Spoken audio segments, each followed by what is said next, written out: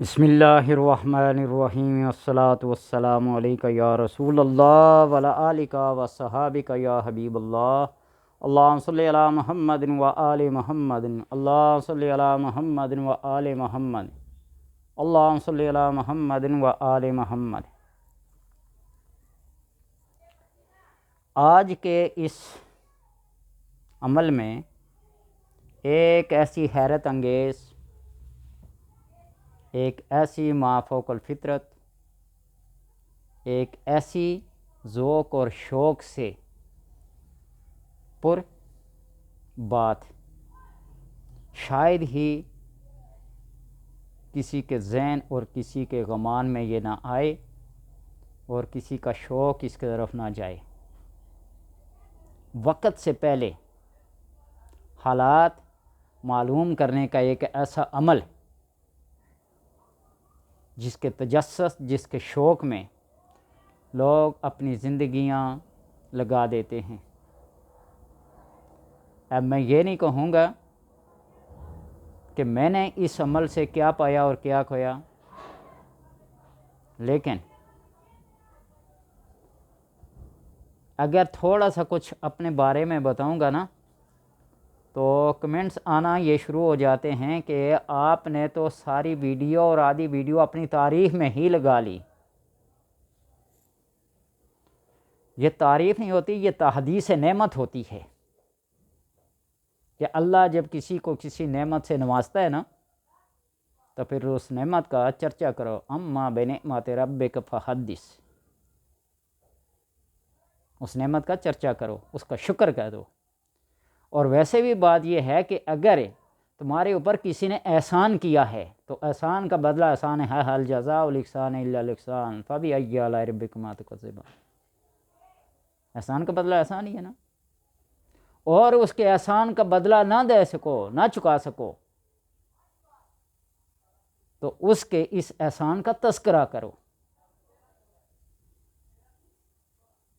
آپ نے کسی سے قرض لیا، اس نے آپ پہ احسان کیا، اور جب اسے ضرورت پڑی تو آپ اسے نہ دے سکے، حالات نہیں ہیں، کیفیت نہیں ہے، تو کم سے کم جب آپ نے اسے کوئی چیز لی ہے تو اس دینے کا، اس احسان کا چرچا تو کرو نا۔ تو اللہ تبارک و تعالیٰ نے دی ہے یہ چیز تو میں اپنی تعریف نہیں کرتا، میں تو اس کے احسان کا چرچا کرتا ہوں۔ حضرت سلیمان علیہ السلام کے دربار میں مختلف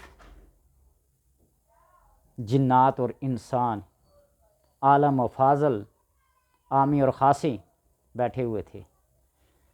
تو نبی جو ہوتا ہے اللہ کی بارگاہ میں سب سے برگزیدہ حیثیت کا مالک ہوتا ہے، اللہ اس کو اپنا نائب بناتا ہے۔ اگر اسے علم نہیں ہوگا تو پھر کسی ہوگا؟ تو سلیمان علیہ السلام نے جب تخت بلقیس کو منگوانا چاہا تو ہے تم میں سے کوئی جو اس کو لا دے؟ قال عفریت من الجن انا آتیک بہ قبل ان تقوم من مقامک، میں اسے لا دوں گا، کب تک؟ آپ کی مجلس کے برخاست ہونے تک۔ آپ نے فرمایا نہیں، مجھے اس سے بھی جلدی چاہیے۔ قال الذی عندہ علم من الکتاب انا آتیک بہ قبل ان یرتد الیک طرفک، وہ بندہ جس کو میں نے اپنے کتاب کا علم دیا تھا اس نے کہا کہ میں اسے لا کے دوں گا۔ پوچھا کب تک؟ قبل ان یرتد الیک طرفک، آپ کی آنکھ جھپکنے سے بھی پہلے۔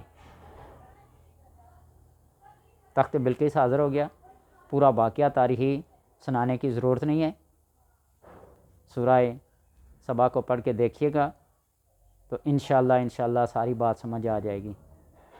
لوگ اس میں بھی عقل کے گھوڑے دوڑاتے ہیں، لیکن ہم نے عقل کو نہیں، ہم نے نقل کو دیکھا ہے، روایات کیا کہتی ہیں۔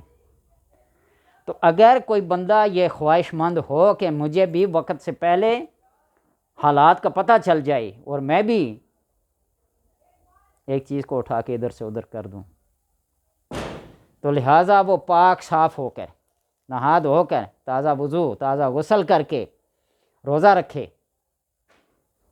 افطاری کرے، اللہ کے تصور میں اس کے حضور میں بیٹھ جائے، ایک چلے کی شکل میں، اور پھر یہ پڑھائی کرنا شروع کر دے۔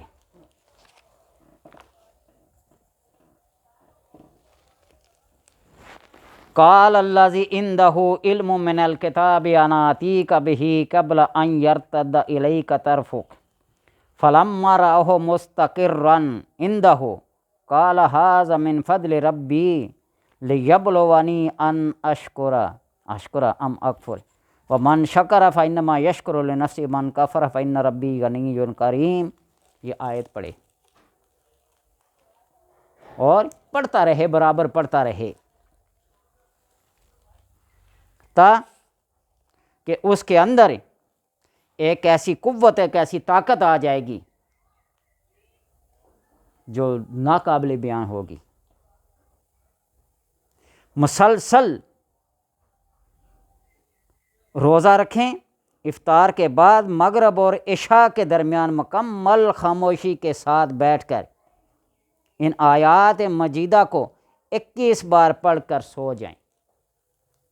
مغرب اور عشاء کے درمیان میں پڑھیں اور عشاء کی نماز پڑھ کے سو جائیں، 40 دن تک پڑھیں۔ قال الذی عندہ علم من الکتاب انا آتیک بہ، یہاں بلقیس اور سلیمان علیہ السلام کا ذکر ہے اور تخت بلقیس کو لانے کا ذکر ہے۔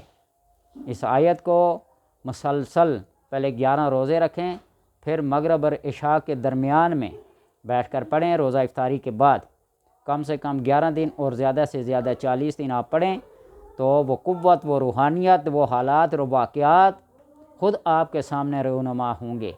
آپ خود ان سے ایک نتیجہ نکال سکیں گے کہ میری محنت رب کے حضور قبول ہوئی ہے یا نہیں۔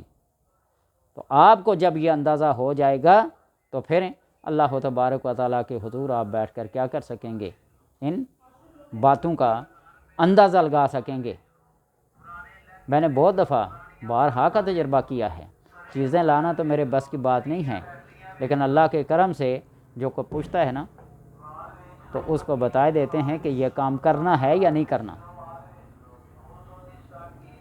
اس لیے یہ بات کہتا ہوں کہ آپ بھی اس کو تجربے میں لائیں، مادیت اور روحانیت کو دیکھیں۔ آج کی مادیت ایک سیکنڈ میں پوری دنیا گھوم سکتی ہے، بس ایک کلک کی ضرورت ہے۔ تو کیا روحانیت کو اس سے بھی کہ گزری چیز ہے؟ جتنی محنت مادیت پہ کرتے ہیں اس سے بہت کم، 4 سے کم، 10 سے کم آپ روحانیت پہ لگا کے دیکھیں۔ اپنے خلوتوں کو، اپنی جلوتوں کو، اپنے حواس خمسہ کو احکامات شرعی کے مطابق گزاریں تو کسی چلے کی بھی ضرورت نہیں ہے۔ اور اگر کسی بندے کو ذوق اور شوق ہو تو آزما کے دیکھ لے۔ میں کئی دفعہ اس بات کا ذکر کر چکا ہوں کہ انڈین CID کا ایک انسپکٹر جو میر علی شاہ صاحب رحمۃ اللہ تعالیٰ علیہ کا مرید تھا، آپ نے حروف مقطعات میں صرف ایک حرف کی اسے تعلیم دی تو وہ اپنی CID رپورٹ 6 مہینے ایڈوانس لکھ لیا کرتا تھا، اور اس کے کولیگ سارے اس بات پہ حیران اور پریشان ہوتے تھے، یہ کہاں سے ایسی باتیں لاتا ہے جو بالکل حرف بحرف، لمحہ بلمحہ صحیح ہوتی تھی۔